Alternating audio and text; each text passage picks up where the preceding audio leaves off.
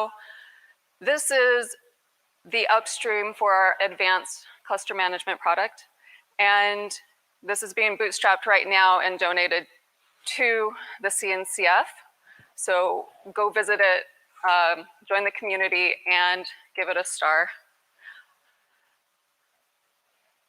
So this is simplified fleet management, and it's key for managing all of your clusters. There's a bunch of cool things under the hood for cluster provisioning, and it's through a project called Openshift Hive. Now that's another open source project. It provides a framework for doing governance and compliance tasks. So delivering your policies down to your fleet, auditing your fleets, making sure they're in compliance with the policies and all other kinds of security and compliance needs. Another thing you need to do is actually deploy out to your fleet, your applications. So that's another key part of this project. You can do dynamic placement and other policies around your applications. So replicated between, a sec. All right. Under the hood, it uses projects like Argo CD, which we'll talk more about later, Open Policy Agent, which we'll also talk about more later, and Thanos for metrics and observability. Now, another great thing that's happening upstream is all the work with the cluster API. This is a project out of a working group in the Kubernetes community that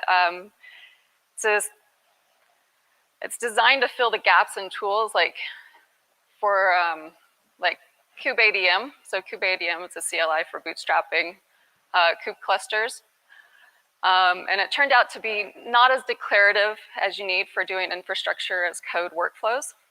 So if you want to describe an entire cluster and maybe stamp it out 20, 30, 100 times, you weren't really able to do that with kubeadm. So this wraps around kubeadm and provides a better tool for that. Okay. Let's see. So right now in Openshift for multi-cluster management, a lot of that upstream work is being baked right into Openshift. First, there's a cluster creation in ACM, so Advanced Cluster Management. Today, you can boot new clusters that'll automatically inherit all the role-based access control governance security policies that you have across your entire fleet. It sees a new cluster shows up, it automatically applies all of that policy. And you can also manage the full life cycle of all your Openshift clusters. So that's software upgrades, scaling out the cluster, managing other things like that. Another really cool feature is cluster pools. So just like we have pools of machines, worker machines, you can have pools of clusters that you can claim. So if you're doing some quality testing and you need a quick cluster, you can go claim it, use it, tear it down, destroy it, all without having to wait for it to be installed. So that's a huge time saver, and it's really cool.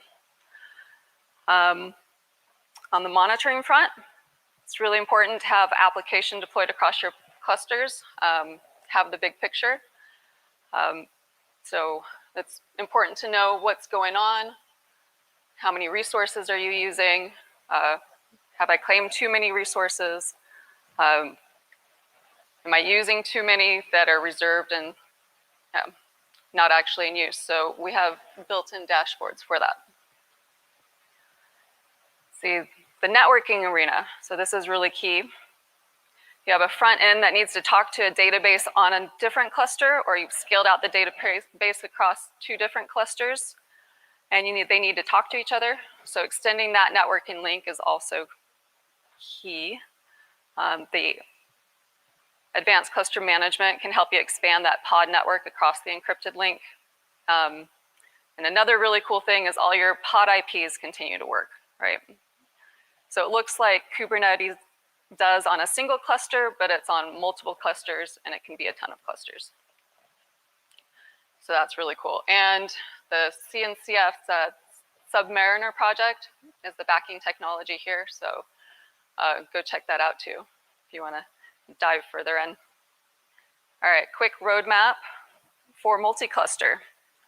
Some key items. So the new cluster switcher, you can move in the UI, you can move between seeing all your clusters and then dive further into a single cluster if you need to debug or change configuration. And some other things that are coming out in the ACM world, just continuing to mature. And the shared SSO is something that can be very easily configured once you have access to all your fleet management tools. So we're looking into that, as well as built-in default policies for governance and risk. So things like CIS compliance can be built into ACM. And the Submariner multi-cluster networking that we talked about. And there are test workflows for that right now. So if you want to dive in and go look at that, working on getting that to GA. But definitely, if you have feedback, please let us know. All right, that's a really quick overview of the multi-cluster world. And of course, if you're online, ask Rob questions. He would love that. All right, now let's dive into security. All right. Pod security.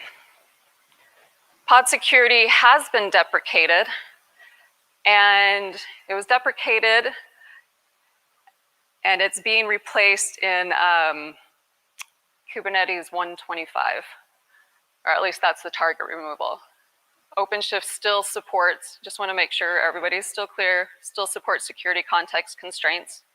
So even though we're talking about upstream, just want to, that's not going away. But if you are a partner or your clusters depend on pod security policy, start looking into pod security. The future replacement for pod security policy is much, much simpler. So if you're used to more complex policies, you'll want to look into Open Policy Agent, or OPA, or Kyverno. So OPA right now is supported in ACM through a plugin. See, something else that's going on upstream, where it intersects Kubernetes and Linux, is the user namespaces. So user namespaces, that's something that works with SE Linux, and it protects the container context on the operating system node. So this is an intersection of that. It's actually a CRI, so it's a container runtime interface feature that we already use in Openshift, but the Kubernetes community is going to plumb that all the way down into Kubernetes. And when that happens, Openshift will start using it automatically. What that allows you to do is user ID mapping. So if you have root inside your container, it doesn't mean that you have root outside or root on the host. So upstream, this enhancement proposal is still in progress, and so we hope to use that as soon as it lands. All right. So we talked about advanced cluster management, and now let's talk about advanced cluster security. I'm sure you've seen all the announcements on ACS. So advanced cluster management and advanced cluster security together with Openshift, this is a offering called Openshift Platform Plus, if you've already heard a lot about that. So Openshift here in the middle, it comes with an immutable operating system. So with all the default security policies and the automated operations, but now you have a number of different personas, and so we need additional tools to help out all of them. So starting on the left, right? Depends on what screen I'm looking at. Starting with advanced cluster security. So you have your security on your operations folks. your SecOps, if you will. Those folks have a very focused role. They're looking at threats that are happening right now in the cluster. So real-time security incidents, as well as automated things like scanning for compliance and vulnerabilities, auditing your network policies. They can do all of that through advanced cluster security. And then affect the number of OpenShift clusters across the entire fleet with your standard set of policies. All right, now, where advanced cluster management comes into play is some of your other personas. You have developers that are deploying applications and they want to store their applications as code. And they can deploy all of that through advanced cluster management so that you have exactly what's happening in production at any moment in time. Now, your DevOps team might be changing some cluster configuration at the same time, and they want to have that also managed as code through security, for security. And so going through the pipeline of changing around some of the default config on the cluster, that can happen through that pipeline as well, all orchestrated through advanced cluster management. And then your security folks, they may want to affect some of those same cluster configs. They can do that through advanced cluster management, as well as deploy out our Quay registry so developers can scan those things at build time. So one of the cool things is you can scan your containers at build in ACM, and then scan it again at runtime as you're going through ACS. Okay, let's look at some of what's happening on our security roadmap. I mentioned compliance a few times. So we have a compliance operator that can do CIS benchmarks and standards like that. We'd like to build that into the OpenShift console. Right now, it's available in the ACS UI, so you can already look at that. But we'd like to expand that even further. All right, and if you've been tracking JetStack's Cert Manager project, it's a really popular tool for generating certificates for web applications.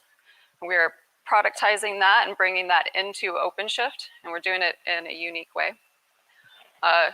It's going to be automated certificate management for all the users in your cluster, but it's going to do something kind of interesting, where you can issue certs from a number of different places. So you can issue certs from the internal cluster CA, which is what OpenShift uses right now, or you can do it from your HashiCorp vault or Let's Encrypt. So Let's Encrypt is more for web applications, so it's one of the traditional use cases for cert management. Now, from those two, you can actually issue certs to a number of different places, and probably the main thing is going to be developer applications. And those are running on your cluster, but they can be used for operators that are installed on your cluster. And if you have operators doing webhooks,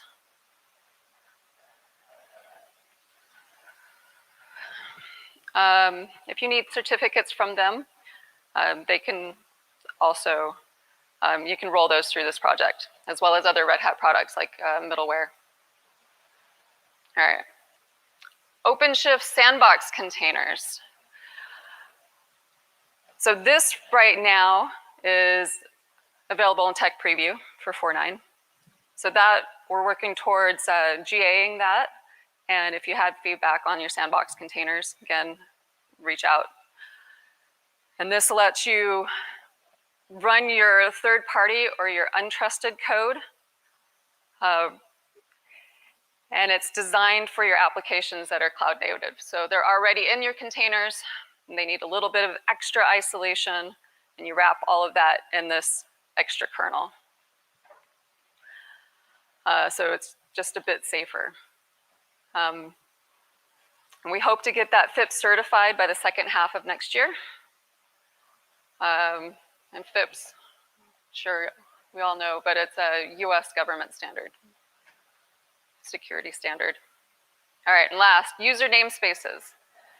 We talked about this already, but once this lands upstream, we want to bring it out of the box into Openshift, so for all the applications that are running in Openshift. And this is especially helpful for Openshift Builds.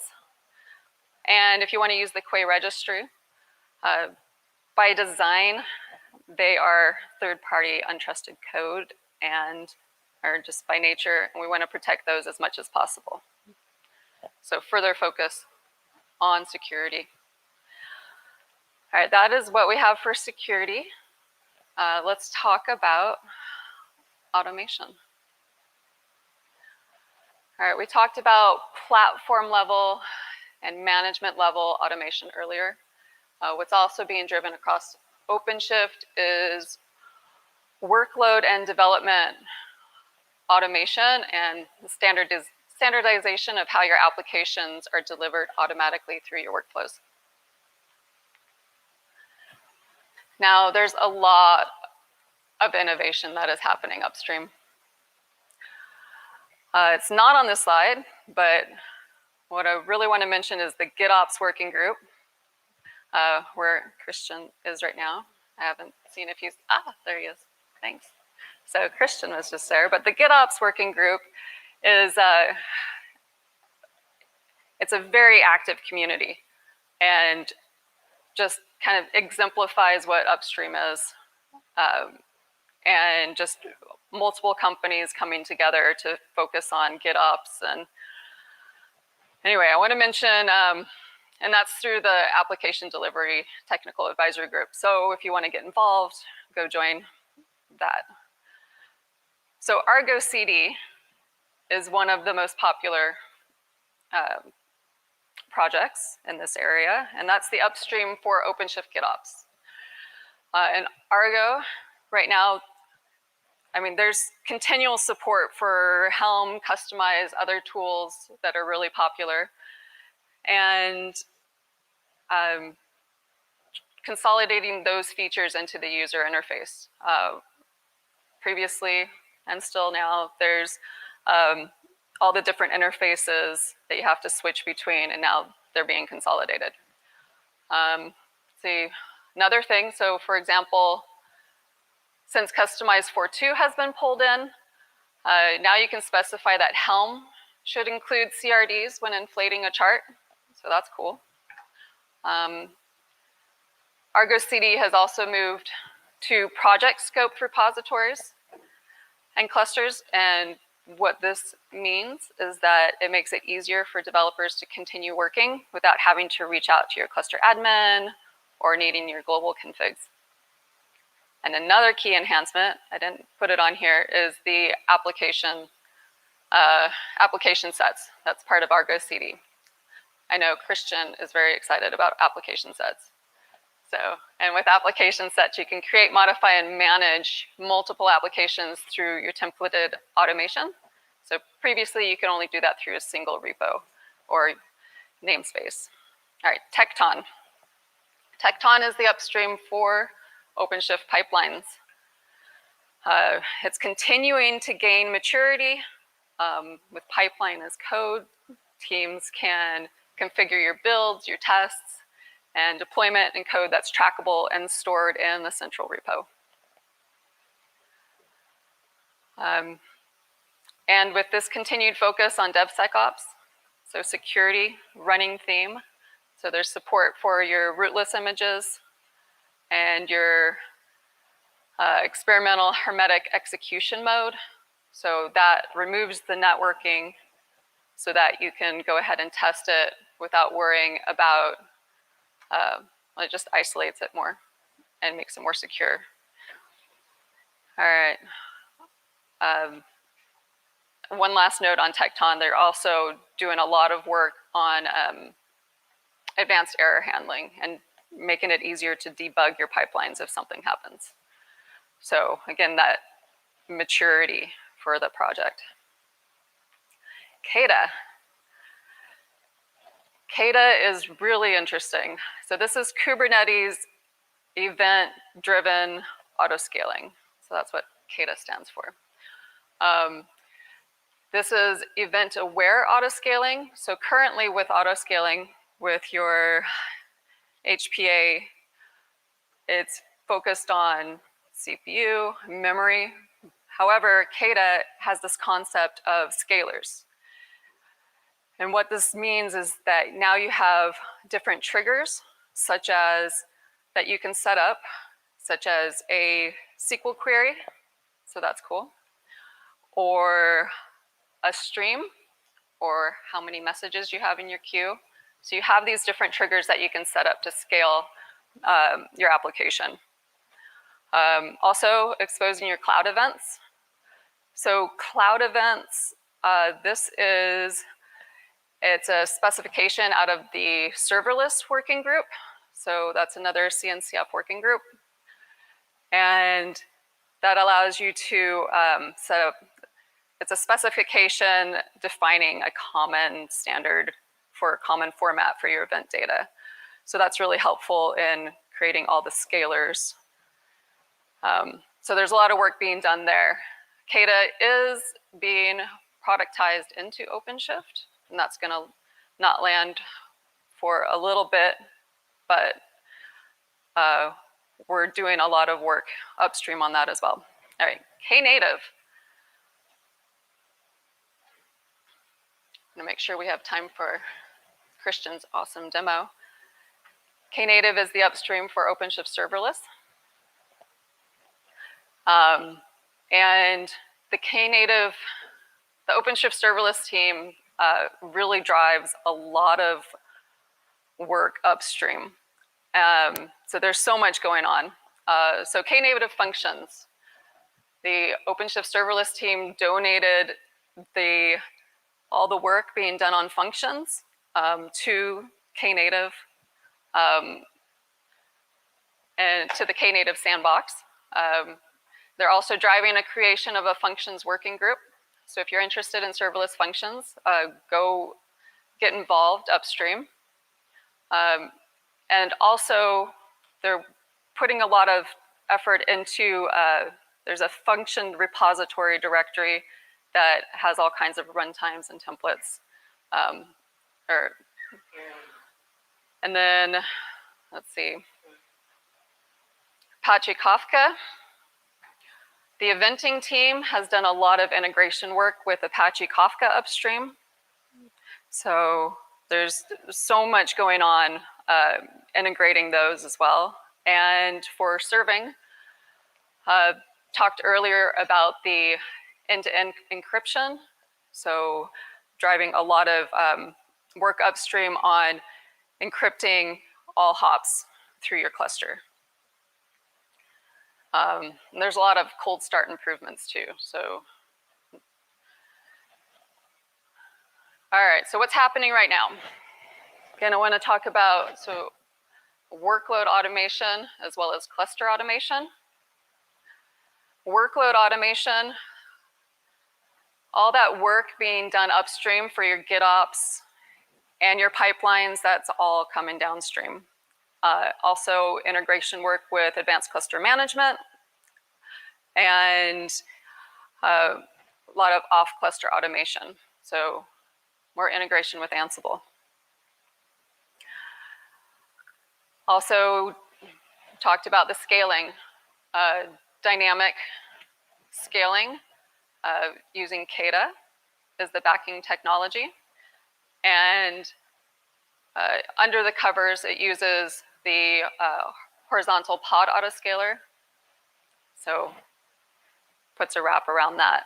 And by default, the pod autoscaler uses CPU and memory utilization to autoscale, and KATA just expands on that. Cluster automation. All right, we talked about multi-cluster management. And just want to highlight all the different areas where automation is being driven across the platform. So automation through advanced cluster management, to manage your entire fleet through ACM. And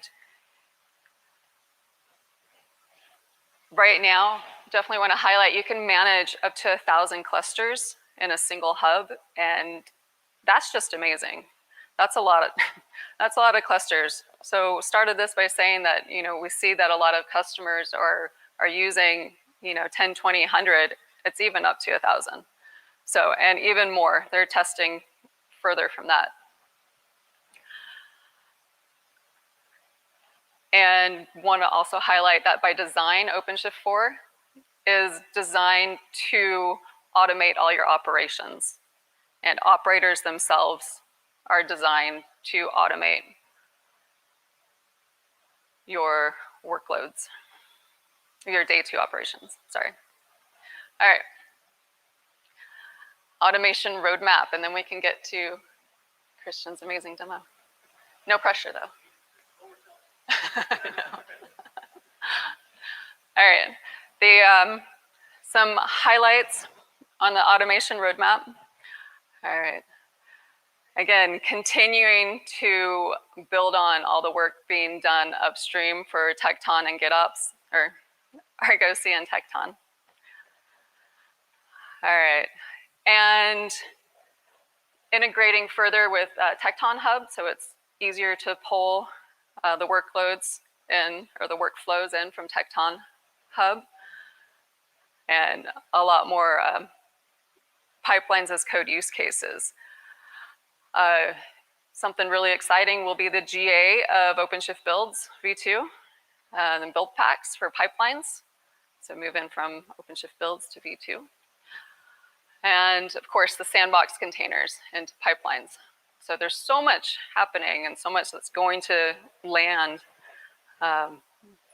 Exciting times. Serverless.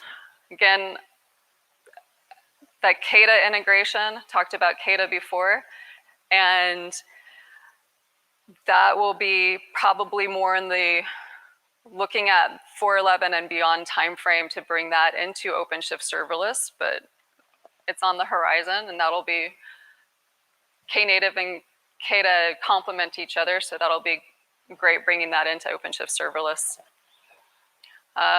Advanced cluster management. So I mentioned 1,000 clusters. They're going to be doing even more testing and improving the performance and scale of managing across the entire fleet.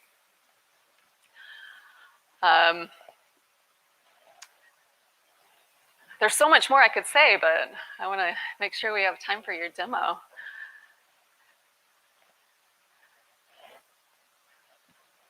All right, so we talked about multi-cluster, the multi-cluster layer, and each of the layers. And Christian, if you want to come show us what you have prepared. Let's go. Is it? Oh, it's on. There we go. All right.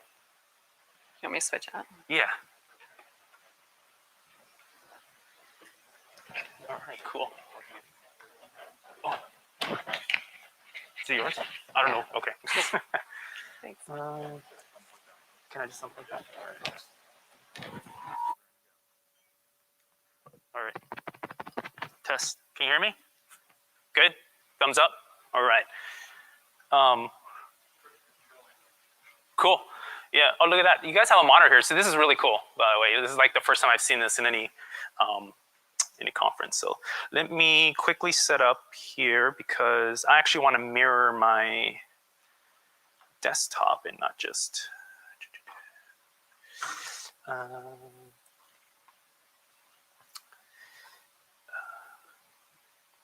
okay, hopefully this doesn't cause a kernel panic.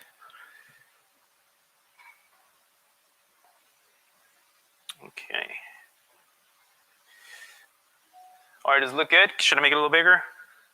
Maybe just a scotch. Okay, there we go. So actually, by the way, it's great to see everyone here. It's a little awkward, right, to be back at conferences after, you know, so long not being at conferences and seeing everyone in 3D is actually really cool. It's a little weird. Where I guess we'll get over the awkwardness as the week goes, and it'll be really cool. Actually, a quick shout out to Girish. Girish is someone I've worked at Red Hat for a long time. This demo's sort of halfway inspired by some of the talks he's had with his customers, where we talk about how OpenShift, ACS, ACM, it's all better together, right? And so I'm kind of go through a workflow to talk a little bit about how you can integrate ACS and all its functionalities into OpenShift and into ACM and into pipelines to kind of just see how you can have that security integrated all in. So here I have ACM, right? So Advanced Cluster Manager. I'm supposed to say Red Hat Advanced Cluster Manager, sorry. And so here I have a list of my clusters. Again, it has like, if you worked with ACM before, you should see that there's my local cluster. I keep forgetting I have the monitor, but I'm so used to looking this way. As you can see, I have the local, this is the whole local hub cluster. There's a little test cluster here. This is actually, what I really think is really cool about ACM is that this actually test cluster is in my home lab behind a firewall, and ACM is still managing it.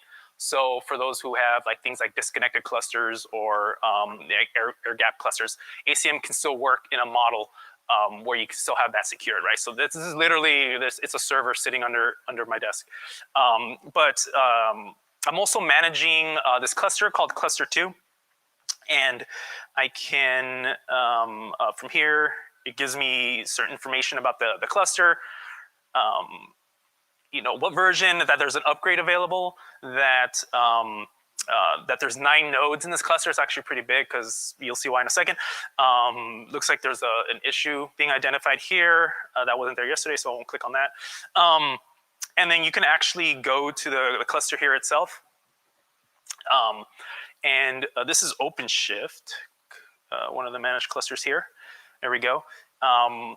And part of this installation is that I'm actually running ACS, right? So just like anything with OpenShift, just like the entry point for anything in OpenShift, right, is the operator hub. You go to the operator hub, it's there, right?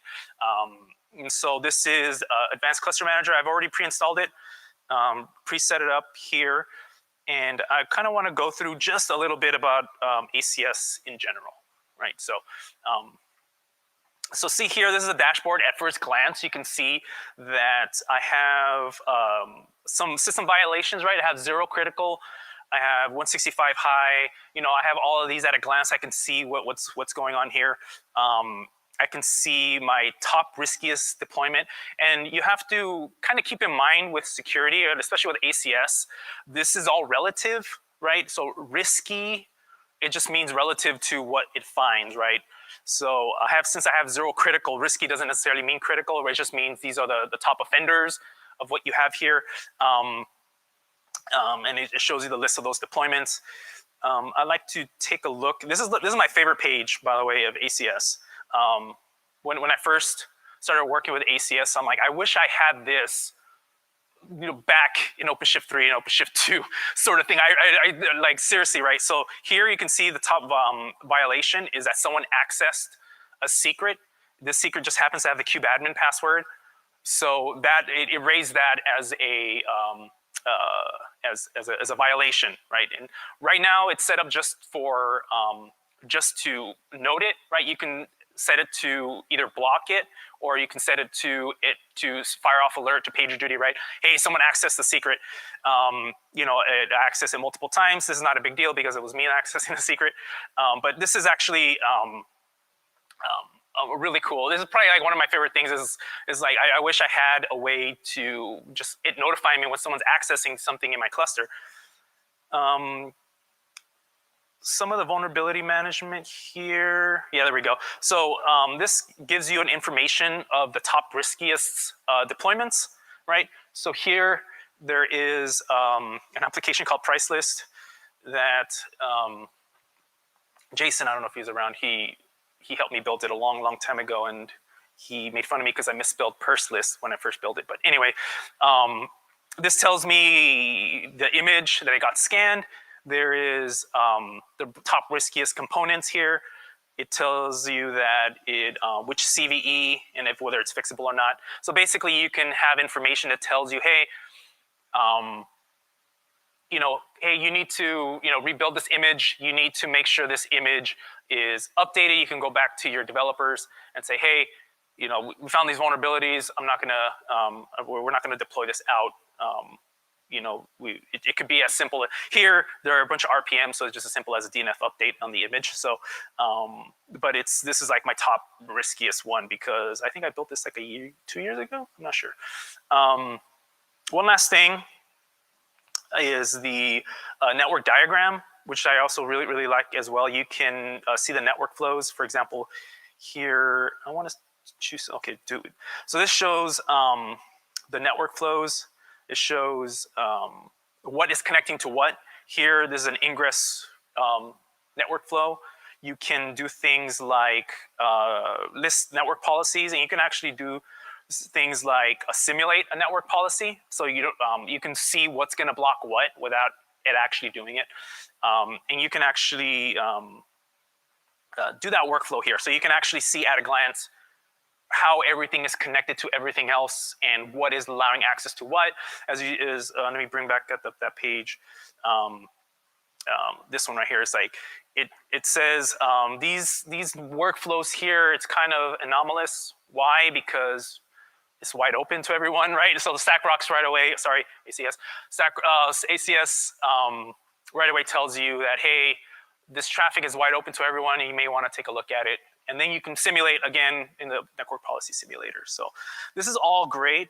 This is all great tool for an admin, right?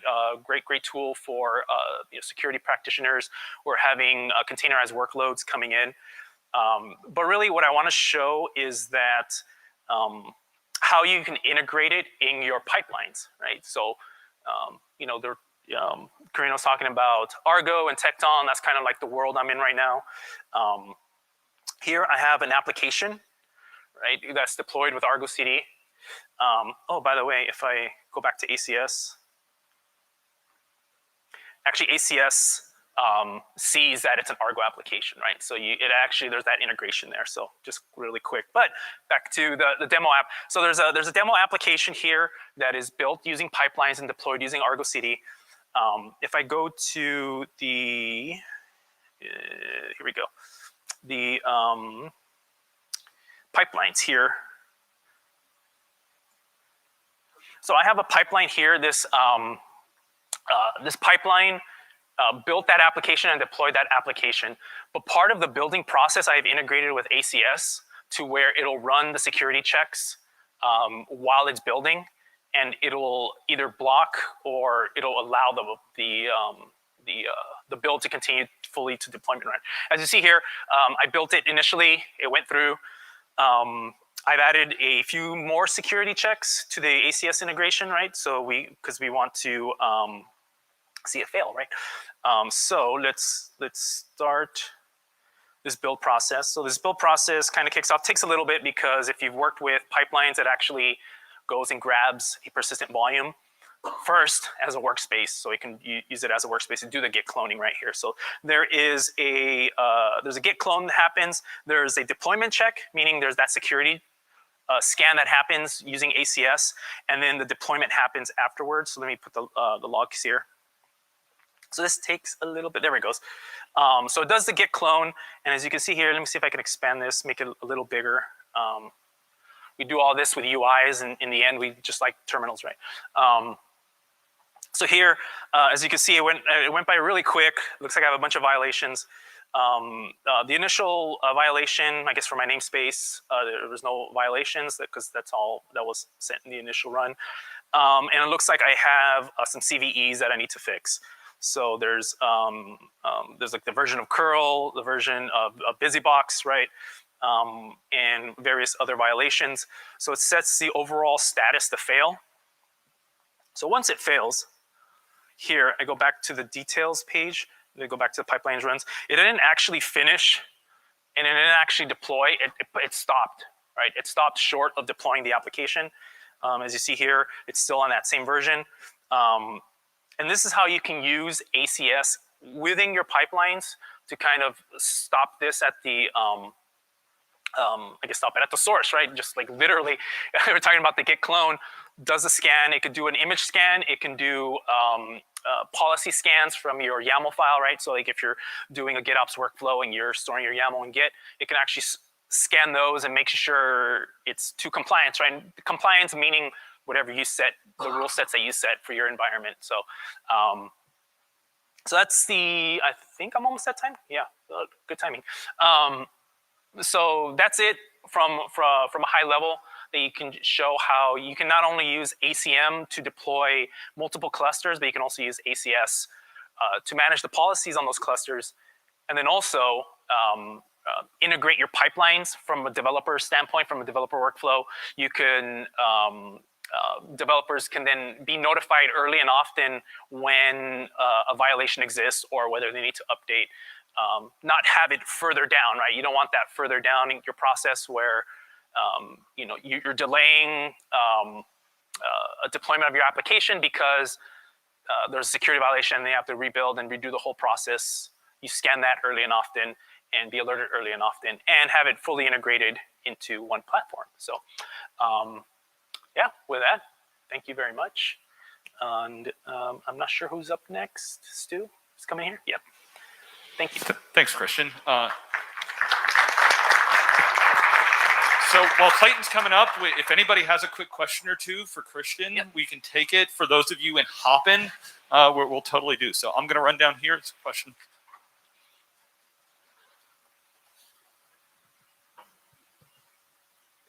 Question on the ACS scanning, right? So where do we define any scoring system there so that if we wanted to pass that, you know, move on to the your failures? Yeah. So where do you define that?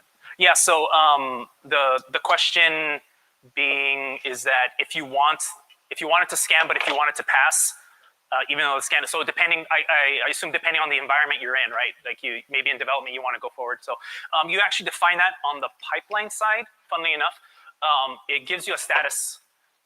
The ACS integration gives you a status, right? So this is standard Unix status 0, 1, right? 0 meaning it passed, 1 meaning it failed. So you can keep going on the status. It's a simple if statement, right? Like if failed, keep going. So you do that on the pipeline side, on the integration side. No scoring or anything like that. If it goes, say. Actually, yes. So there is. So I don't know if you heard about there's a scoring. Yes. So the actual output is a JSON format. So you can go. You can actually take a look at the JSON and look for whatever score or whatever specific thing that you're looking for, and then act upon that. But yes, there's information coming through about the scan via JSON. We've got a question from Keith over here on the left side. Keith? So for ACS, what under the hood, what's it using when you show the network flows? Is it doing something like Kiali or what's it doing under the hood? That I'm not familiar with what it's doing that. So I know I know it's not Kiali. I know that. Yeah, I just don't know what it is. Thank you, Christian. If you wouldn't mind going on Hopin for a couple minutes, if you have any questions on there. But thank you, everyone, for the questions here. One more quick one over here. We got to get to Clayton. So Christian's going to be here, and if we could definitely follow up. But going to hand it over to Clayton Coleman. Thank you. So good morning, everyone. Thank you for being brave enough and courageous enough and feeling safe enough, hopefully, to show up in person. This is my first conference since the world changed, and so I'm actually pretty excited, although I suspect it's going to take us a while to feel like this is totally normal. So I appreciate you showing up today, and hopefully what I'll talk about is something that you could have found any other way, but you know, being at Openshift Commons, being at KubeCon, this is an important time for us because we're starting to think about you know, what comes next. Like as architect at Red Hat, I've been involved in OpenShift since the very beginning, and I've been with Kubernetes since the beginning of that project. We've learned and achieved a huge amount. You know, Karina was walking through all of the you know, things that have come in OpenShift after 20 releases of OpenShift 3 and 4, I guess, adding together 20 releases of Kubernetes 21. I don't know, I can't count anymore. Over 20 releases, probably approximately, of iteration in the Kubernetes community. It's been customer success, it's been community success, ecosystem success. But as part of my job, it's to think about the things that aren't working. What are the gaps? Where are the places that we can do better? So the talk is Kubernetes as the control plane for the hybrid cloud. If you attended KubeCon virtually in May, Joe Fernandes and I gave a little bit of a teaser for this. And I also gave a keynote where I talked about some of the ideas that lead into this. But now that we've had an extra 3 or 4 months to work through those, I want to talk a little bit about the broader context and try to tie it together for you in a way that, even though this is still very early for us, thinking about what comes next is an important part of my job, and so I'd like to share it with you. So there's a bunch of problems that we all face. And there's problems that we can fix by adding something. The additive approach to adding a feature or adding a new component to Openshift or adding a new technology that accelerates a particular part of our workflows. But there's certain problems that you cannot fix just by adding one more thing. Well, actually, no, that's not true, because what you can do is you can build a layer on top. And so the layer on top is what I'm going to talk about today, but I want to describe what I mean first by layers. So over the last 25 years at Red Hat, we've been involved in all of the technologies and areas that you see up on this list. This is roughly chronological in terms of each of these was an abstraction over something that was previously a problem that did not exist, or simplified a problem in a way that allowed us to reach another level. There's a lot of commonalities between these. Open source drove every single one of these, or is a fundamental part about how we reach it. Most of these are key parts of our lives today. Obviously, if you're here at KubeCon, I hope Kubernetes is a key part of your life. But the common factor that I think I wanted to reinforce is all of these, to some degree or another, have a purpose. And the purpose is helping us run, build, and sustain applications. And applications is a really generic way of saying the stuff that we do that either drives business value or creates value for others, but doesn't necessarily drive any business value for ourselves. It might be the things that we have to run for regulatory requirements. It might be the things that we choose to run in our personal labs or in our homes. And each of these, this is a little bit of a Red Hat-centric view. And I chose it specifically because at each of these layers, the open source communities either built on, around, or were integral to the evolution of these. And open source is a fundamental part of every technological advance for the last 25 years. And so at KubeCon, which is about celebrating all of us working on our problems together, the problem that we're roughly trying to do is to get better at building and sustaining applications. So when we talk about another layer, we're kind of asking, well, what could come next? What might come next? Have we been successful at Kubernetes? So this is, if you're not familiar with it, this is the Cncf landscape chart. I had to shrink it to make it show up on one page. We all make plenty of, we get laughs about how complex this diagram is. But one way that I like to prefer to look at this is these are solutions to real problems. We may not all agree on which the actual fix should be. We might say, oh, no, that technology is not for me. I'm much more interested in this other technology. But some of us, all of us, have contributed to the breadth of this ecosystem. And every one of these technologies or tools or certified platforms or service is something that helps us build and run applications. And all of these are possible because of the layers below us. We were able to deal with more. We were able to solve more problems. A great example, which you can just barely see because again, this is almost too big to fit on even a high resolution laptop, observability. Observability has been a huge open source transformation in the last 5 to 10 years. There were capabilities before that made observability easy. If you were willing to pay lots of money and you were using a particular infrastructure. Observability wasn't a new concept, but the idea of observing everything, of getting deep in the details and all the way up the stack across tens of thousands of applications or services across multiple different sets of hardware, that's something that we're still coming to terms with. That problem is a consequence of how successful we have been at building and running more. And so ultimately, every time we go up a level of abstraction, we're adding more. We're adding more things to deal with. We have more technologies we need to understand or integrate. And so I like to think that a part of my job, and I suspect a lot of the folks in this room's job, the folks at KubeCon's job, is to come up with an answer to help deal with this problem, which is for the last 25 years, our answer has been we want to do more, we're building more, we have to handle more, we have to manage more. And the yes, please, more of everything is, I think, one of the most succinct definitions that I've heard of for the phrase hybrid cloud. Hybrid cloud is the reality, because the reality is there's too much of anything at too many layers for any of us to really understand or to control or to even predict what we're going to need next. And so hybrid cloud, another way of describing hybrid cloud is the problem, which is there's too much of everything. How do we bring it together in a way that makes sense? What's the simplifying assumption? What's the simplifying abstraction that takes everything on that Cncf landscape chart, boils it down to something that we can all appreciate and address without worrying too much about all of the details all at once? So if that's the problem, how does it connect to our day-to-day? So I talked to customers and community members, to partners, to technologists, to individuals. I listen to what the product organization hears from customers. I listen to what customers say about the product organization's priorities.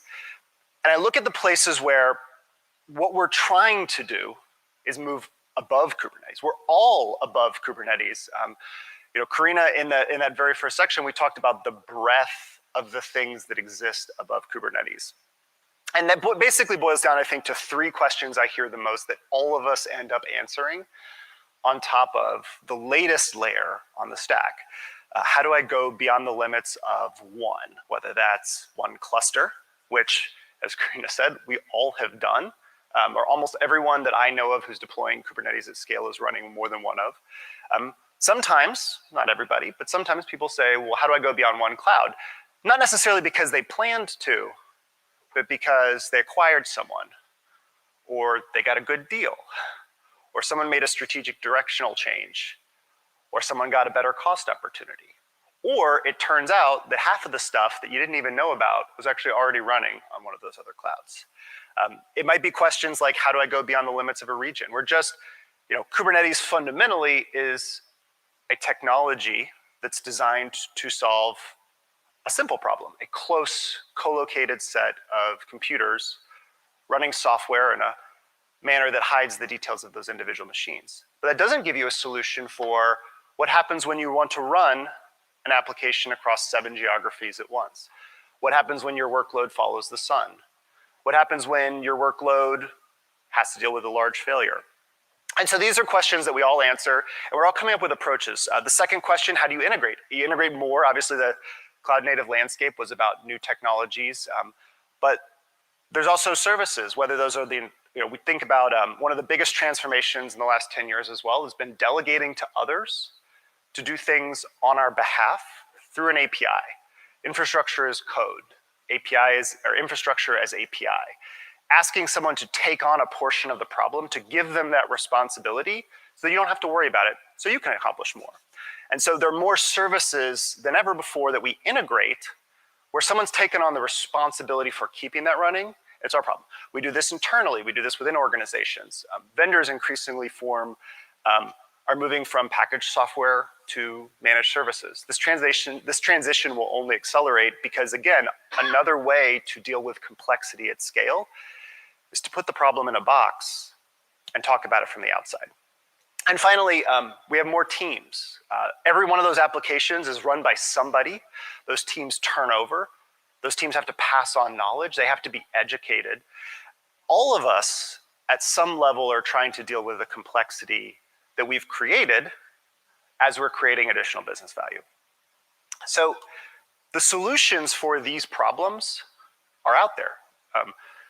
Openshift, as part of our ecosystem, focuses on things that we can stand behind, but we can't stand behind everything. There's a huge ecosystem of partners and vendors here at KubeCon today who track and solve problems. Open source communities are even larger than that. People taking a problem that they know how to solve and solving it in a way that others can consume. In fact, the set of patterns that we use, nothing is wrong with the approach that we've taken, which is we all solve our individual problems. And at some point, all of us end up solving very similar problems. We talk about CI/CD, continuous integration and continuous deployment. We talk about doing that across clusters. We might bring abstractions in like service mesh, which has been one of the hottest, hot topics. Observability allows us. There's disagreements about how we do this. Different use cases, different requirements lead us in different directions. But at a certain point, and this is, I think, one of the strengths of open source as a fundamental way of thinking about how this is, open source is relentless because it's all of us trying to solve the problems we face. And it doesn't always mean that someone else has solved that problem already or that the way that they've solved it applies to my problem. Or maybe I can't approach it, or maybe I don't even know about it, about the fact that someone else solved the same problem as me. And so open source is, I like to think of it as a bit of a relentless way where we all bash our heads into the wall and write some code and share it with the world. We move a little bit forward. We try all the paths. And occasionally, some smart person somewhere they'll get ahead of everybody else. They'll be like, CI/CD, this is brilliant. I'll start a lecture circuit and make lots of money on sharing my knowledge with others. I might be a private vendor who gets a great idea. But that's just one smart person, or 10 smart people, or 100 smart people. For every one of those people, there are 1,000 others who are also smart and also solving that problem. They just don't necessarily have the time to focus on that. So as a group, both here in this room, in the Openshift community, and in KubeCon, we're always working on common problems and trying to move them forward. And we've been doing this long enough, and the Cncf charts, I think cloud native in general kind of speaks to that, is we can start to ask, what are those common problems that all of us are trying to solve? That if we stepped back, looked them at the same way, and said, actually our problems are the same. If we can simplify, if we could agree that maybe we don't get everything we want, or if we can pick 90% of the things that we all agree on, can we arrange those together into something that streamlines, unifies, aligns? And the answer may be no. Maybe we have to wait for another smart person to come up. But as part of my job, I sit all day and I go, what are we all doing that's very, very similar that maybe, just maybe, if we bring 2 or 3 or 5 or 15 separate problems together, they actually all are one problem. And if we simplify that problem, we might be able to make and share that simplification with others, just like every layer of the stack has done before us. So describing the problem, we talked about layers, problems that can't be solved by adding more. So imagine an abstraction that's application-centric. Kubernetes is application-centric. Linux is application-centric. What are the things with Kubernetes that allowed us to move forward? Well, one of them was, this is when I talk about things in common, is I hear this, there's Kubernetes adds complexity. There has to be a payoff for Kubernetes to be worth it, for you to adopt it. What is that payoff? So I think the most obvious payoff, but it's always good, it's not always obvious to everyone who's new to the ecosystem. And after we work on Kubernetes for a while, we forget about it, which is, for the most part, most of us were deploying chunks of Linux applications and some Windows applications into environments, onto machines, and we were trying to roll them out, give them access, or expose those to external users over a network, connect those up to other applications, perform rollouts, and survive machine failures. We were all doing that differently. And very smart people before Kubernetes had solutions for it. But we were all, for the most part, in the ecosystem individually iterating on the approaches. And that didn't make us wrong, that just made us inefficient because we were focused on solving problems that somebody else or the set of us already kind of had dealt with. If we could share that, if we could put that consistency in place, we would never have to solve that problem again, or hopefully we wouldn't have to solve that problem. That let us move up to a higher level, let us focus on what do we actually need to do? Well, we want to deliver, hundreds or thousands of cloud native applications. We're bringing new geographically distributed capabilities. We're supporting global services. We need 24/7 uptime. We need to be able to survive failures of data centers, regions, geographies. Or sometimes we just had tens of thousands of developers who increasingly were solving different problems that all needed to come together, and we just had to make sense of all of that. And Kubernetes gave us a way of standardizing a part of the problem. So what are the kinds of standardizations that would be useful? I don't have a complete answer for this. In fact, I'll stand up. We talked about hybrid cloud being the problem, too much of everything. I'm going to talk about one possible approach that feels right to me looking at the problems that we're all facing. And it starts incrementally. It has to build off what we do. So I'm going to give 3 examples. And these are going to be pretty basic examples. You might say, Clayton, that's not obvious at all. Go back to the drawing board. You should be smarter. And that's okay. And I'm going to frame it as a constraint, an opportunity or a superpower, and a consequence of that. And then I'll talk a little bit about how we're thinking about this and how you can get involved. So I think the fundamental constraint is that standing here, this is kind of a no-duh kind of thing. If I stand here at KubeCon and I say, hey, we need to do something new, go rewrite everything. You're all going to laugh at me, right?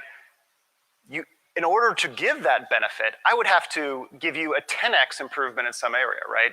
Generally, the rule of thumb is nobody's going to change anything unless the benefit is so obvious it is staring you in the face. And the bigger the hill you have to climb, the bigger the benefit. So I definitely know that in this room, if I told you you had to throw away Kubernetes, you'd probably be like, we don't love Kubernetes, like there's some problems with it.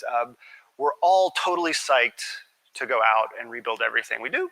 That's kind of a non-starter. So this is a very useful constraint because it eliminates a huge class of possible approaches.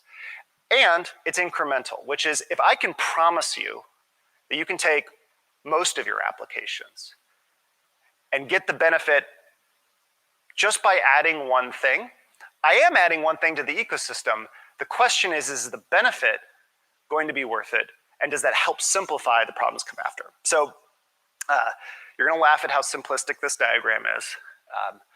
I'm trying to boil this down to the very essence because, again, we don't know exactly what the future looks like.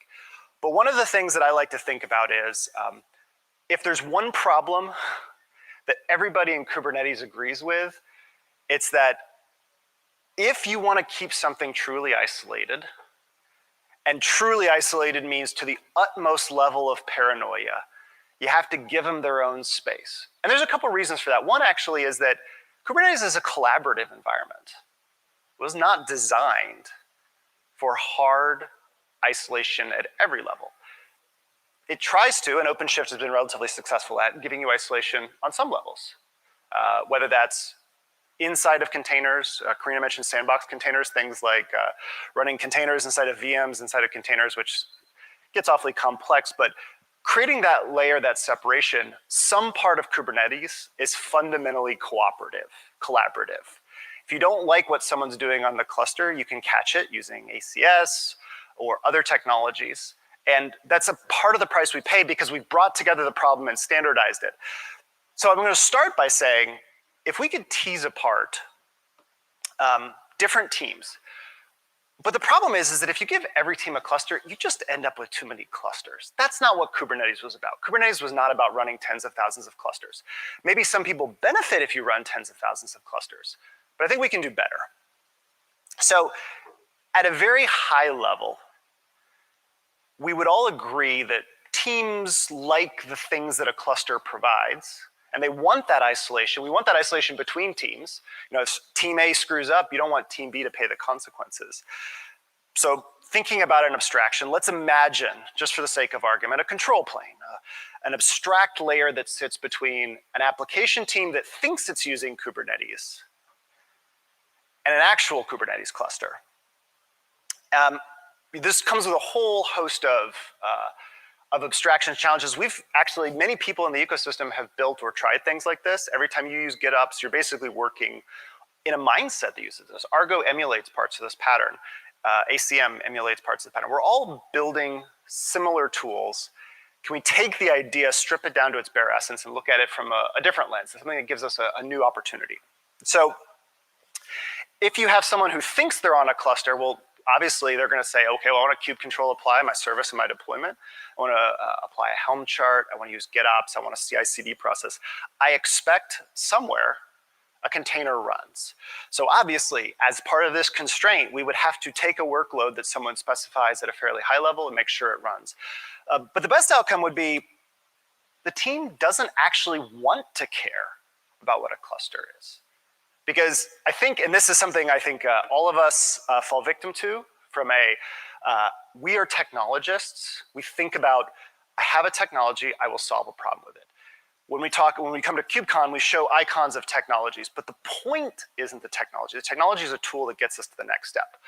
What's an abstraction that takes away the cluster from Kubernetes? Because the cluster isn't the point, the applications are the point. So when I say I want to run a service in deployment, I don't care what machine that runs on the vast majority of the time. Why do I care what cluster it runs on? Could we make Kubernetes clusterless, right? How do we take and separate the high-level problem, I expect a service to be running somewhere, from the low-level problem, I've got to go maintain and run a cluster. Someone's still going to be doing that, right? At the end of the day, there's still a physical machine running a bit of software. But we're kind of getting to the point where I just don't care about that problem anymore. That's a low-level detail that someone can abstract for me. And if we do this right, and again, like this is a constraint, we don't necessarily know that we can do this in a perfect fashion. But if I can start with a service in deployment and not care what cluster it runs on, and to me as a user, I don't see the difference, then all my tools still work. My user experiences work. And yeah, there may be some tweaks. You know, nothing is free. You're going to have to adapt. But if I can keep that idea isolated, we get something we don't have today, which is when a cluster fails, bad things happen. And again, all of us, to some degree, have to deal with this approach. We build solutions that let us say which cluster an application runs to. I suspect many people using a GitOps flow or a CI/CD flow, you've got a mapping somewhere that says this application goes to this cluster. These aren't new ideas. But we also had those ideas when we were just talking about machines and software moving across them. What is the common pattern that we could all agree on for taking an application and putting it on a cluster, and when it moves, we don't care? How do we make that part of our normal operations? A superpower that Kubernetes gave development teams is the ability to delete a pod or to stop a machine and verify, hey, my app kept working. You could do it before, but now all of us have a common vocabulary for dealing with the failure of one machine. How would we get the superpower of not caring about a cluster, a geography, a region, a cloud, half of our data center infrastructure, at a key vendor? How do we build the abstractions that let us test, tolerate, and try failure on a much larger scale? How do we go through that in a common way so that when you add a new person to your team, they don't have to learn your way of doing application mobility, but they come in with a common understanding of a common problem that probably absolutely isn't going to be the perfect solution to the problem, but it's a common problem. It's a common solution. And that's, again, what open source is about. It's about grinding down all of the problems we have into these nice, smooth pebbles that we can all fit together and move on to solving our real problems.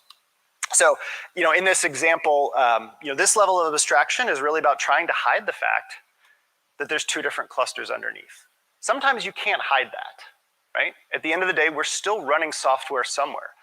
But if we as a group, as an ecosystem, as a community, are doing this the same way, that becomes the center of gravity. It becomes the path well traveled. It becomes the downhill path that gets better and better and better. If you can test cluster failure day in, day out, if deployment looks like the same process, if rollout looks like the same process as a cluster failing, think about the options that give us. And there are real constraints. In a cluster, there may be hardware that's only available on a certain machine.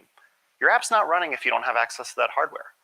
That's the part of your application that's specific, that is not infrastructure agnostic.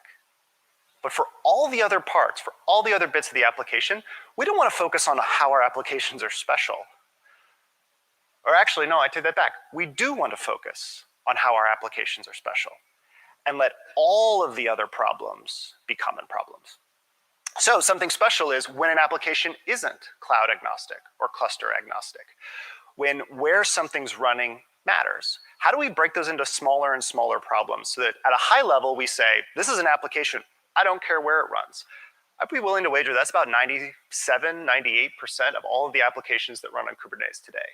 The other 2%, which judging by talking with Openshift customers is 90% of Openshift customers, there's always something special. I need hardware. I'm running network infrastructure. I'm the backbone of an important payment processor, and this has to run in a specific regulatory area. Those are the unique characteristics of the app, not what cluster it runs on. A consequence of this abstraction is we actually have to start thinking about how applications connect with each other. We actually do this today. There's at least 15 or 30 or 75 service mesh projects out there that talk about the abstractions that help us link up services together in large organizations, because that's what we do, is we build upon and connect and integrate these different bits of technology. The characteristics of a service mesh, every one of us approaches the problem slightly differently because we have slightly different requirements. Service mesh is an organizational construct. It is the ability to scale services and applications across a wide enough group that it all doesn't just collapse into a flaming pile of ashes. The technology helps us, but unless we address, at the same time we address the service mesh problem, the organizational problem, policy, control, placement, we're unable to truly solve the whole problem. And in fact, a lot of times when I look at the information we gather about how people are using service mesh, the biggest problem isn't the service mesh, it's how they get and pick a pattern that service mesh is used. And so this is an area where if we can consolidate and come together, we can find common approaches that allow us to not just use the technologies for cross-cluster, but figure out the common way that most applications across all footprints should run. And again, we don't know all of the details here. In fact, I'll be quite honest. Is this the future of Kubernetes, a diagram like this that lets you have a layer that you can run different types of applications with different sets of APIs, with integrations on the side that picks a winner or a set of winners, or has a pluggable layer for all of these different technologies like identity, service interconnectivity, networking, storage, backup, data consolidation, data duplication, the ability to represent the data of your application distinct from where it runs? I don't know. We're just in the beginnings of this process, but I will say, based on what I've heard and based on the people I've talked to, we are absolutely all solving the same problems. What I would like to do, and what Red Hat is very interested in doing, is working with customers, partners, users, this community, to try and find the commonalities. And Diane is probably jumping up and down because I keep saying the things that we have in common, which is the motto of Openshift Commons, is finding the points of how we work together that we're ready to say, not just this is a technology you can use, but this is a pattern that we all agree on that simplifies, standardizes, and aligns where we're going. And so we're very early in this process. In fact, it's really too early to even pretend like I'm going to talk about a roadmap. But what we are doing is we're prototyping these ideas in the open. We're talking about them here in the community as part of our one-on-one. We're trying to work concretely the list of features that Karina showed around multi-cluster. Each of those capabilities is part of a discussion with customers, partners, and users around what problems are they trying to solve. We're trying to work through and offer those incremental capabilities to give you the options where you might diverge so that we can use that as input to the next process, which is how do we converge? And so I've added 2 email addresses up here. Rob Zumsky is PM who is helping coordinate the early parts of what we talk about here. The Kubernetes is the control plane for a hybrid cloud. The project, the prototype that we have is called KCP, Kube-like Control Plane, although we're very cagey about whether that's what it actually means. But if you are interested in these ideas, if you have use cases, if you think that your problem is a problem you'd like to see another layer that feels Kube-like, that standardizes those, we want to gather feedback over the next year. This is going to be a very active area of investigation for us, so I hope you'll come along for the ride, and I hope that the ideas and concepts here are ideas you can take and ask questions of us of, why aren't you helping us converge? And why aren't you helping us simplify what you're doing?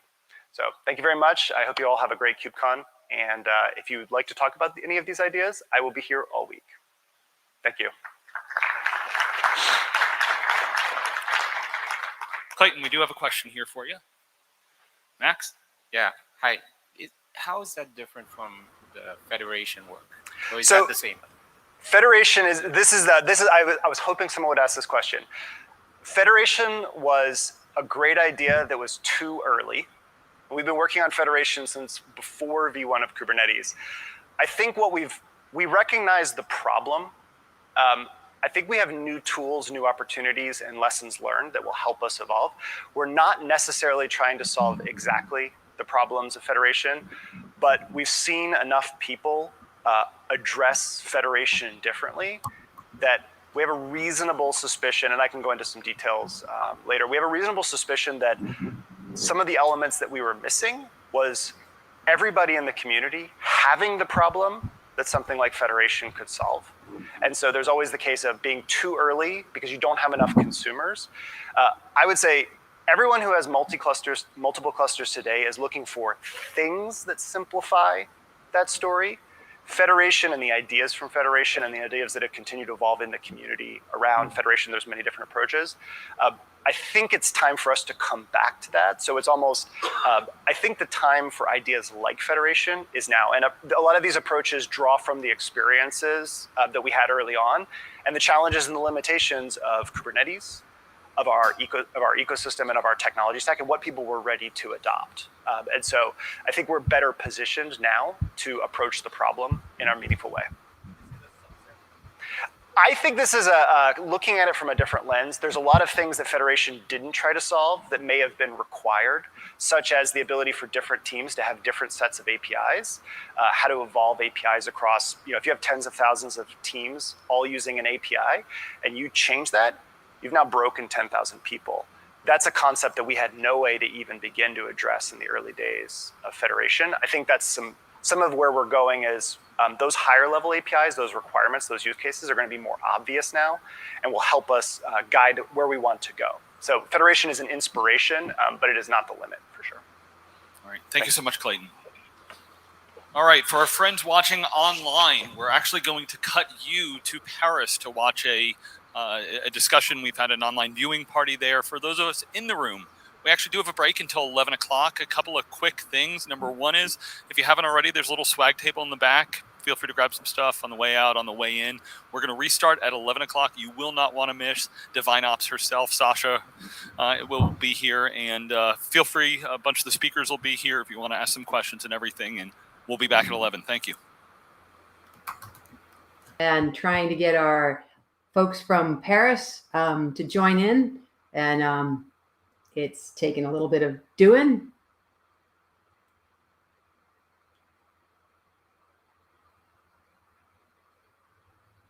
And I'm seeing in the chat, someone's having a problem with my bit.ly link for Clayton's slides. So as soon as this chat is over, I will go back and fix that link. And And we have with us here, Duan, you are muted.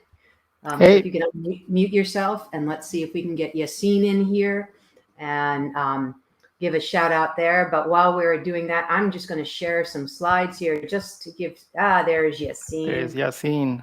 There we go. Woohoo. Hi, guys. Whoa. All right.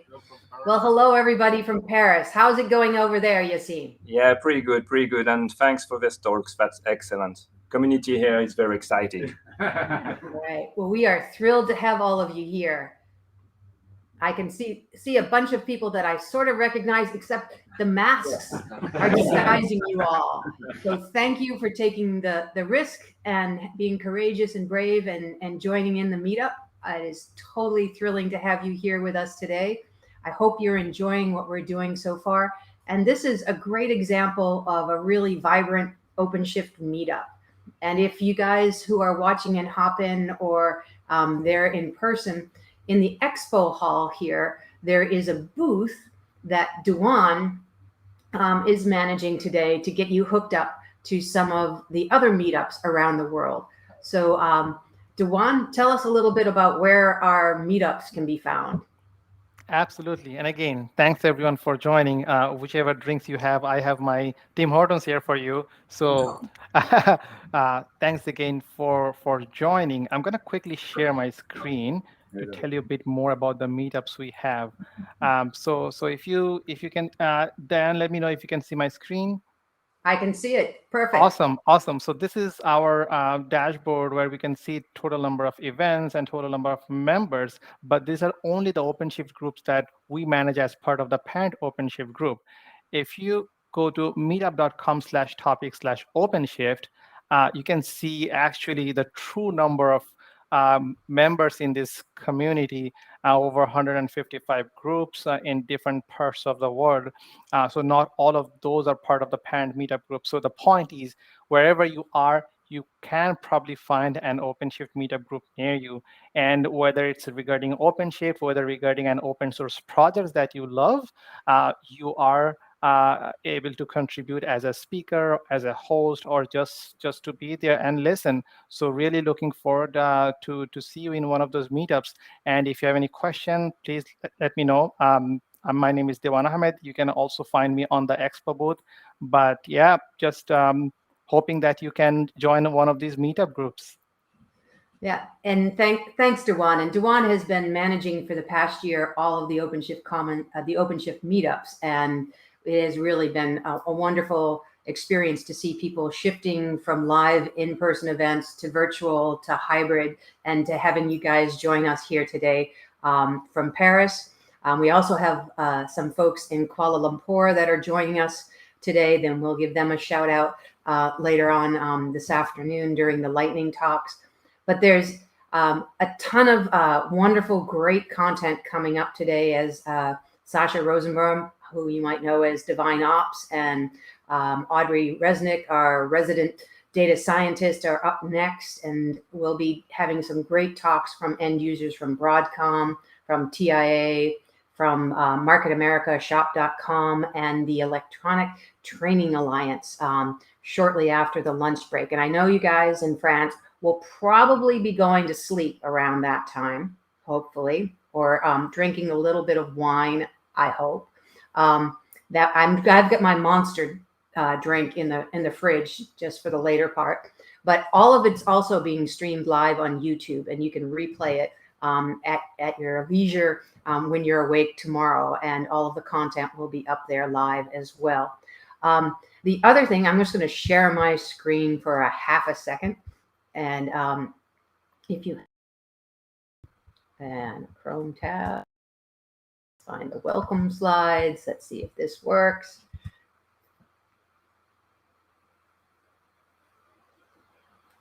And give it a second to think about it. I'm going to encourage all of you out there, whether you're in person or not, joined OpenShift, want to get in our Slack channels and get some connections to your peers and create some connections to some of the Red Hatters who are here today. please do scan this little QR code and make sure that you join, and we'll get you onboarded as quickly as possible. A lot of you are already part of member organizations. It's an organizational-based membership. So if you haven't already joined, if you go into the participants list and you see your name there, still fill out the join form, because that gets you pushed right into the Slack channel a little bit later. So take a moment for that. I know some of you in Paris, we didn't manage to ship any books over there, but there'll be a book signing today at the lunch hour for the gathering, and then again at there. And Jason Dobies is here. Some of you may have seen there's a Kubernetes boot camp that's going to start at noon our time, Pacific time. You have to have a special ticket for that, so go back in and re-register if you bought a general admission ticket. If you want to go to that, there are still a few seats left. And also, over the time of KubeCon, we are going to have a number of wonderful office hours, including one of my favorite things, the OKD, the open source side of OpenShift working groups office hours, which is always fun. And I hear Christian Glombeck's going to be talking a little bit about what's coming for ARM and OKD. So that's going to be a hot topic for us, along with code-ready containers for OKD and Charo Groover. There's some more live office hours going to be happening. And if you're in person and in the room, Josh Burkus is the person to chat with, because he's been the organizer behind that. Thanks so much, Josh, for taking that on. And if you're in person, there is a Red Hat job social at some place called the $1 Million Theater, which sounds like fun. And you're welcome to join us and have a treat and a coffee. And I'm sure they'll give you swag, because they're wonderful about that. But really, I just want to shout out and thank you all for joining us here today. It's totally an amazing thing to be able to do something like this totally live with the virtual audience joining in, and for watch parties around the world. I'm so grateful for all of our end user talks who are coming up right after the noon hour, for them for sharing their stories and for helping us make the community as strong as it is worldwide. So again, if you're into the OpenShift meetups, join Duan in the oops, there we go. Where was I? And now I'm live again in the back room. There I am. Hey, Paris. Now I can see you again. Shout out to Paris for being there and taking it on and joining us there. Love seeing you all, even if I can't see you through the masks. Totally grateful for all of you joining us. Join OpenShift Commons. Take a trip over into, I think it's this way if I'm pointing, or maybe that way if I'm pointing, to the expo hall, and join Dewan, and he can get you hooked up if you're somewhere else in the world. I have seen some amazing places, Indonesia, Chile, folks all around the world that are joining us virtually. Pretty much, if there is not an OpenShift meetup near you, watch out, because Dewan will get you to organize one. And so we'll do everything we can do to do that. And I will post the QR code, or the link rather than the QR code, in the chat for joining again. So I'll let you all go grab a drink, a toast of wine, or a cup of coffee, or if you're like me, a Red Bull or a Monster drink. And let's power I quickly wanted to give a shout out to Yassine, Sebi, and all the organizers. You can't imagine how hard it is to pull all this together. So a huge shout out, a huge thanks to Yassine, Sebi, and all the hosts who worked tirelessly to bring this into reality. Yeah. Thanks to you guys. And thanks to Matt. Absolutely. Thanks to each and every one of you. And I would be totally remiss if I didn't thank my in-person host, Stu Miniman, who hopefully he's grabbing a cup of coffee, but he knows how near and dear he is to my heart for making the in-person and Los Angeles stuff rock, and to Natalie Pazano, who's doing the event management there, and for all of the other folks that have been there, and especially all of our partners, and Michael Waite. Please, if you're around, hang out for the lightning talks. They're going to be hilarious, and there'll be some fun raffles for swag from the partners, and it's going to be a long day, but it's going to be totally worth your time to hang out and do that. So a shout out to everybody there in the audience. Thank you, Clayton, for that wonderful talk, and Karina for doing those wonderful release update. If you missed Karina's release update, rewind on YouTube and you can watch that. And thank you to Christian Hernandez for disappearing from the GitOps day there, the other co-located thing, and coming over and running that wonderful ACM GitOps-ish demo. So I am incredibly grateful for the wonderful team that's backing us all up there in person. And Timothy, shout out to you and the AV crew for making this happen. So right now, I'm going to let you all go on break and take it back to the room, and we'll make this the wonderfulness of hybrid virtual live events. It's a first for all of us, and I think this might be the new normal. So hopefully the next time it'll be maskless and we'll all be there, but I think we'll always be doing our OpenShift Commons gatherings with a virtual component, because it is a global community and we really want to help you guys connect to each other. It's all about making those connections between peers and between Red Hatters and customers and partners across the entire community. So thanks again to everybody in Paris. You rock. And we'll talk to you all soon. Hopefully we'll get to visit you sometime soon. Take care, Yassine.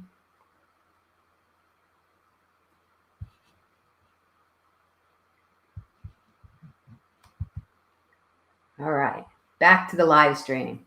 All right, guys. Take care, Dewan. See you in the expo hall. Yeah, I'll go back to expo hall. Bye.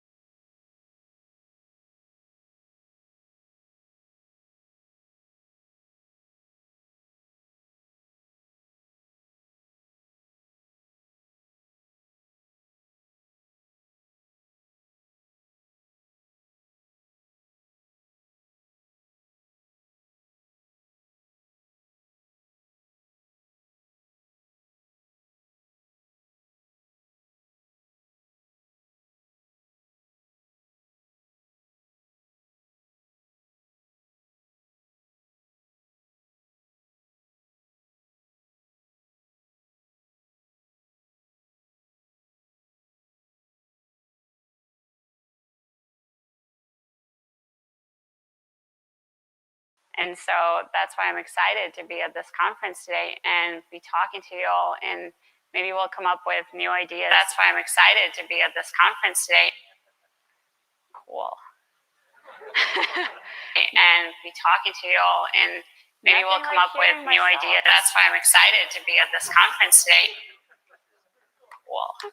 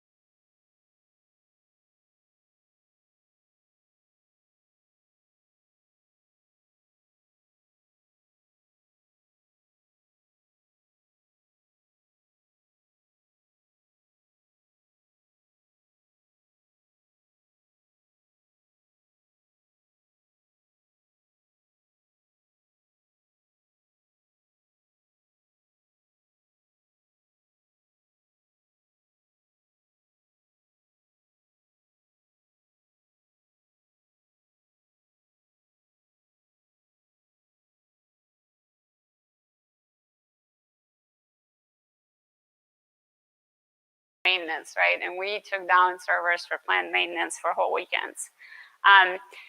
To think that speed and reliability are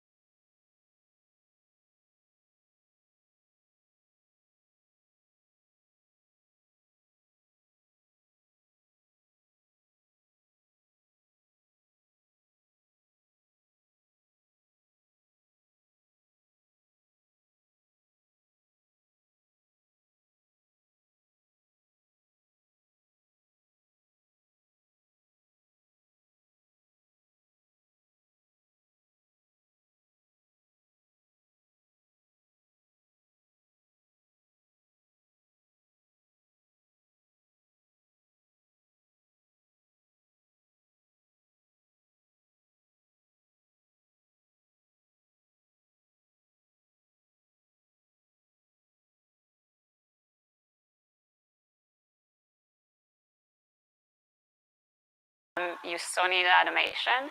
And so companies like Puppet and Chef and Ansible, we're starting to build that automation for sort of your own data center, right? You still need automation.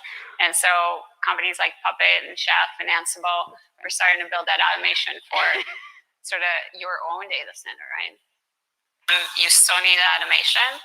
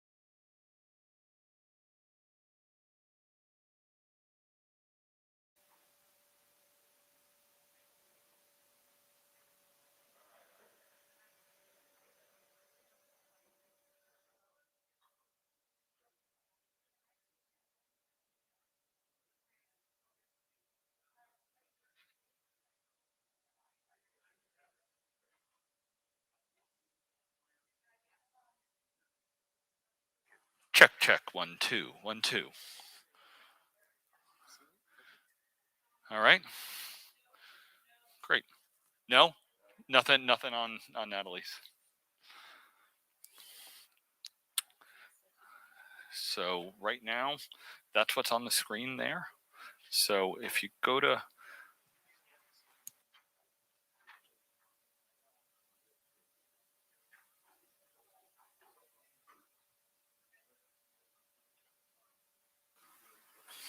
okay, but we need, there's nothing on, don't look at this. There's that there.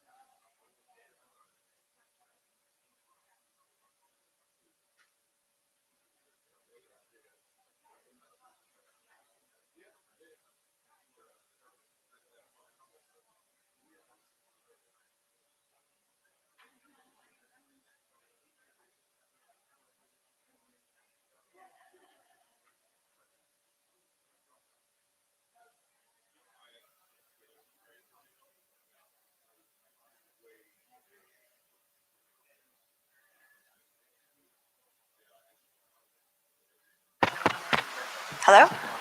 All right, awesome. Okay, I'm standing between you guys and lunch. My speaker notes didn't come up, so I'm going to wing this so that we can get done on time and everybody can eat. So, good morning. My name is Audrey Resnick. I'm a senior principal software engineer and data scientist with the Red Hat Openshift data sciences team. And I'm going to talk to you about what's the deal with managed services and model delivery.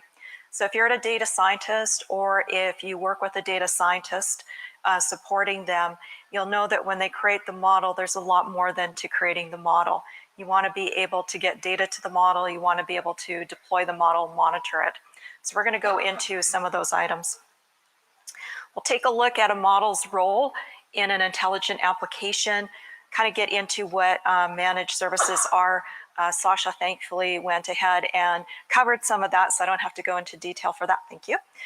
We'll take a look at who uses managed services, and surprisingly, it's not just the data scientists when we're talking about intelligent application creation.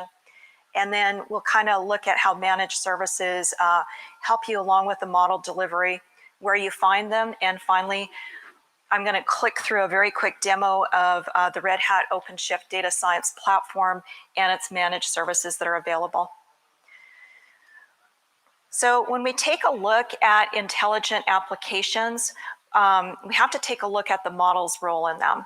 Now, intelligent applications by themselves are not just one small thing. They are a distributed system. So there are things that work in conjunction, all the way from data verification, serving the infrastructure, going ahead and doing some configuration. And when we go ahead and take a look at these intelligent applications, we'll see that the model code is just a very, very small part of that. And the model code, or the model itself, has to be able to make its way through these distributed infrastructure. So it has to have a way to interact with things such as feature extraction. It has to be able to interact with some of the analysis tools. And you look at that and go, wow, that could be like really complicated. That could be like kind of hard. So is there a way to easily create a model and be able to use this thing called managed services? Well, there is. At Red Hat, we went ahead and we created something called the Red Hat Openshift Data Sciences Platform. And I'm going to go into detail with that, but that's just an easier way that we can go ahead and help the data scientists be able to go ahead and deliver their model and monitor it. So when we take a look at managed services, we can divide them into 4 groups or 4 categories. And within those 4 categories, we actually will have a number of personas that are going to interact with them. So if we take a look at the first category, we want to go ahead and gather and prepare the data. So that means we're going to look at data storage, data lakes, data warehousing, stream processing, and it's really our data engineers that are going to get totally excited about this category of managed services. Then we go ahead into actually developing the model. So when we go ahead and develop the model, we're going to bring the data scientist in, and they're going to go ahead and create the model, work with the algorithms that they need to solve the particular business problem that they're trying to solve. I just want to mention that you'll notice at the very bottom, we have IT operations keeping an eye on everybody. We'll get back to that. Then we want to be able to deploy a model in an application. We can get in with CI/CD pipelines, and that's where you're going to have your application developer or machine learning engineer helping out. And then finally, we want to look at model monitoring and management. So we want to see if that model that we've deployed has any drift. Is it giving us some of the answers that we thought we were going to get, or do we have to correct it and retrain it? And that's where both the data scientist and the application developer or machine learning engineer will come into conjunction. Now, having all of these services and having them available for everybody can actually be a nightmare for IT operations, right? You want to give your users the latest bells and whistles, but at the same time, you want some sort of platform, or you want some sort of services that you can be, how do I say it, very comfortable with. You can depend on those, and you know that they're not going to help create any outages when they're actually trying to help create a model. So let's go and take a look at kind of the model life cycle and where these managed services fit in. Now remember, I told you there were 4. We wanted to kind of extract and transform the data. So we can actually go ahead and, instead of building something ourselves, with the Red Hat Openshift Data Science team, we said, well, wouldn't it be cool if we could just go ahead and invite a whole bunch of different vendors, open source vendors in, so that way you have a lot of choice. So when you're extracting and transforming the data, yeah, you could go ahead and use Apache Kafka Streams to go ahead and pull in some of your data, but wouldn't it also be cool to use somebody like Starburst Galaxy so that you could go ahead and curate your data? You really want to unlock that value of your data by making it very fast and easy for you to be able to access that data across the hybrid cloud. Next, we want to take a look at creating models. So we want to be able to either use a Jupyter notebook or something like that for some exploration.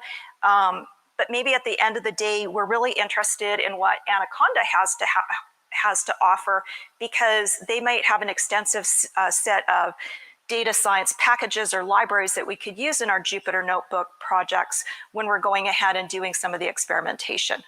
The experimentation we're coming up next.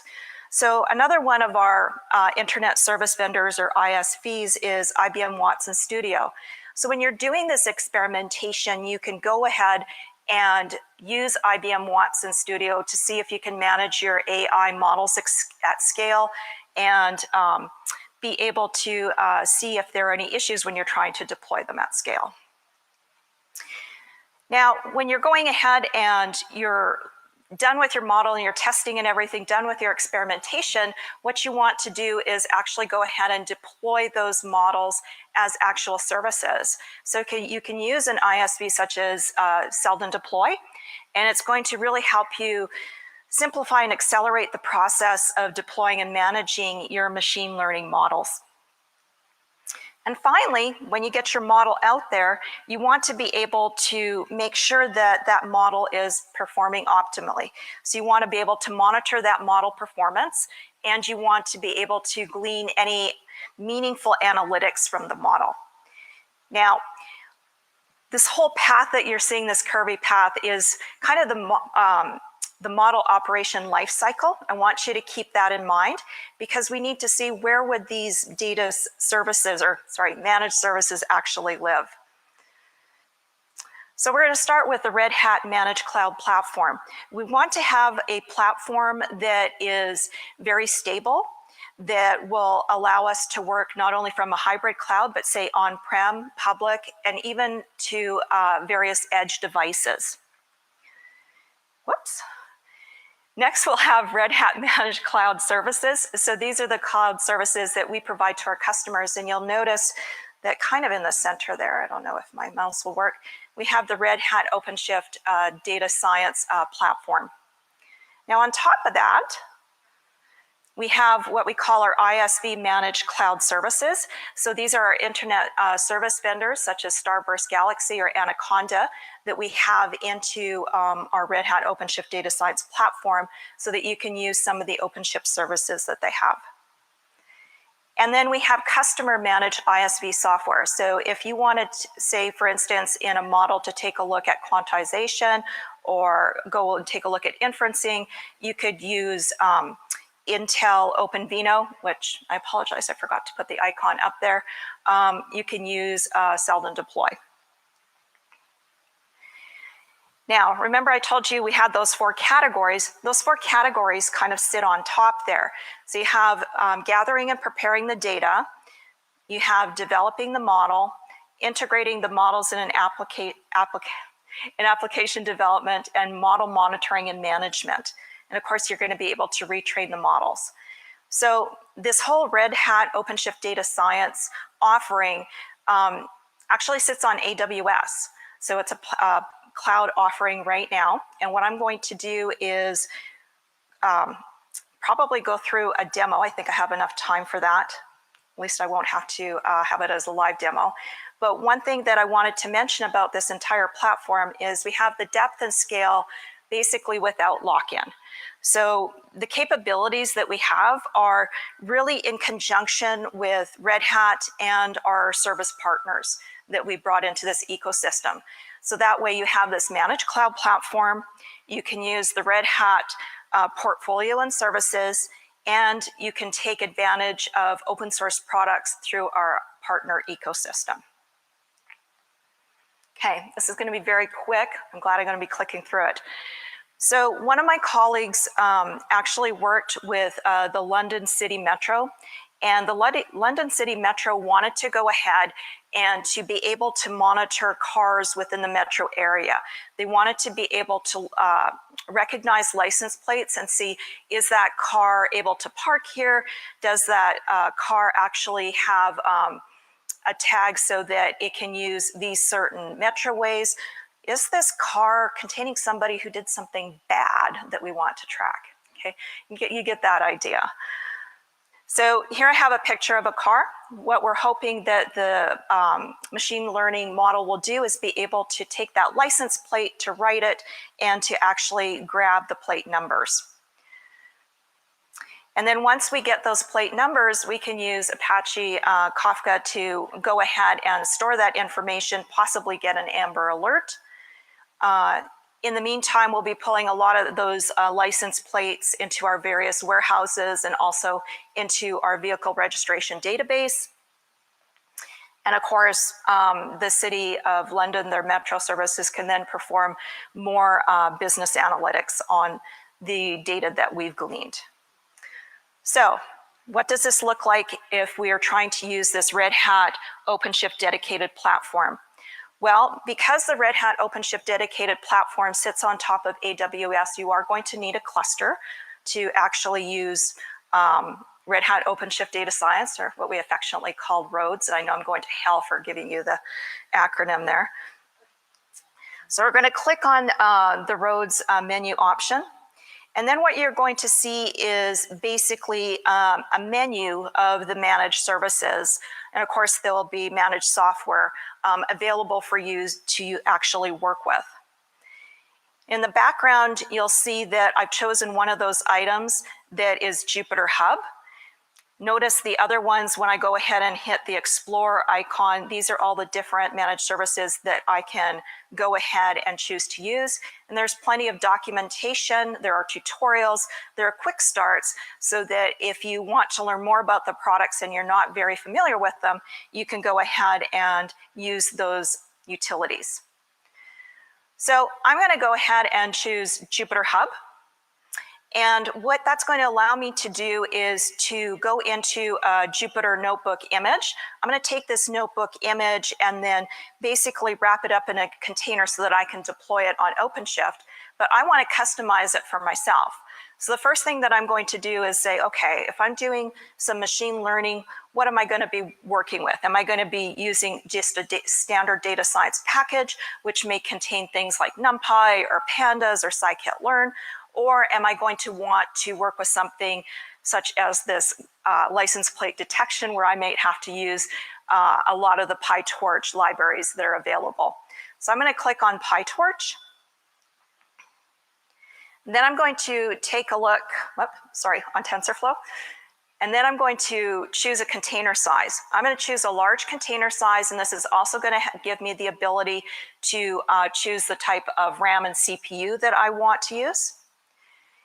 If I'm working with S3 storage, I have the ability then to go ahead and enter the credentials, because we don't want to go ahead and put in the access keys and whatnot into our actual code. I know people that do that. It's fun to hack into their code, but we don't want to do that. So we can use these environment variables to save that for you. And then we're going to start the server, and we're going to have that server spin up. And then we're going to pop right into Jupyter Lab. So we've given the data scientists now the ability to have an environment where they can go in and create their work. What they probably want to do is to clone a repository that already exists. In this case, we're going to be cloning the license plate workshop. And then when we go ahead and clone that, we will see all of the files that are associated with that. What we'll do is we'll do what a data scientist does. We'll go ahead and start experimenting within that notebook and see if we can actually create a model that will be able to successfully extract that license plate and to actually tell us that it's been successful in extracting that license plate. Now, if I want to go ahead and deploy this application, you're not going to deploy this application as a Jupyter notebook. I know people who have done that. Please don't do that. What we want to do is really package the model as an API. In this case, we're going to use Flask to help us accomplish this. Then we'll go ahead and launch our server to see if we've been able to successfully deploy something internally. And then we'll test that Flask app. We have a status of OK.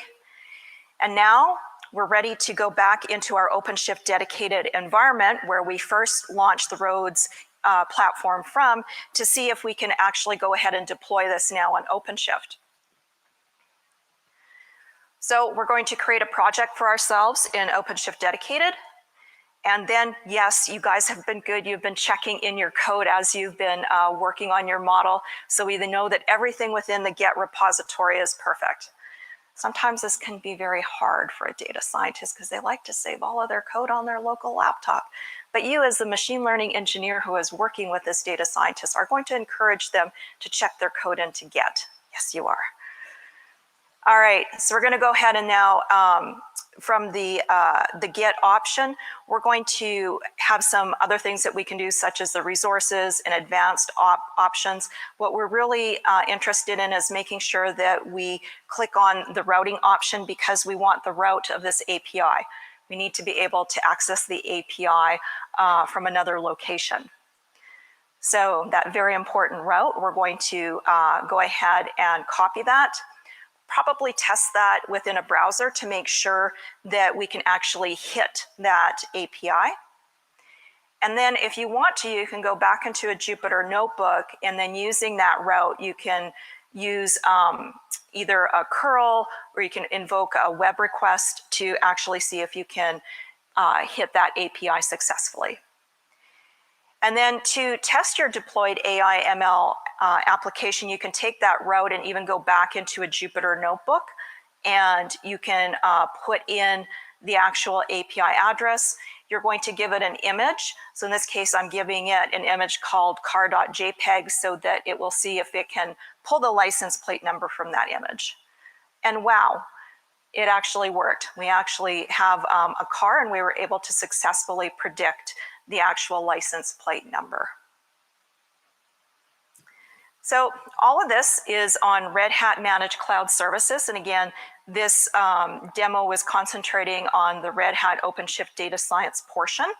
And remember, we're trying to, with Red Hat OpenShift data science, is to have a platform that's fairly open so that if you have a specific open source vendor that you like, or if you have specific requirements where you want to use not only Red Hat products, but open source products, you should have that choice to be able to do that. So what did we learn today? Well, we learned that managed services, or in particular, managed services for data science, are really important to a data scientist. They're just not going to sit there with their model. They have to have some way of actually going ahead and deploying their model, training it, testing it, and they have to do it in such an easy manner that they can accomplish that task themselves. And of course, IT operations will be there to help them with that journey. I think I got finished in time so that I'm not preventing you from lunch. So thank you very much. Awesome. Do we have any quick questions before we're breaking? All right, so I do want to remind you, we actually are doing the book signing now. So if you want a copy of Kubernetes Operators, Jay is excitedly back waving. We'll be happy to, you can have a book and get it autographed. And as we said, we will be back at 12:30 for the next session. We're going to have some great customer sessions, so love to hear those practitioners. Right, so awesome. Thank you for joining this morning, and please come back for the rest of it. See you soon. Yeah.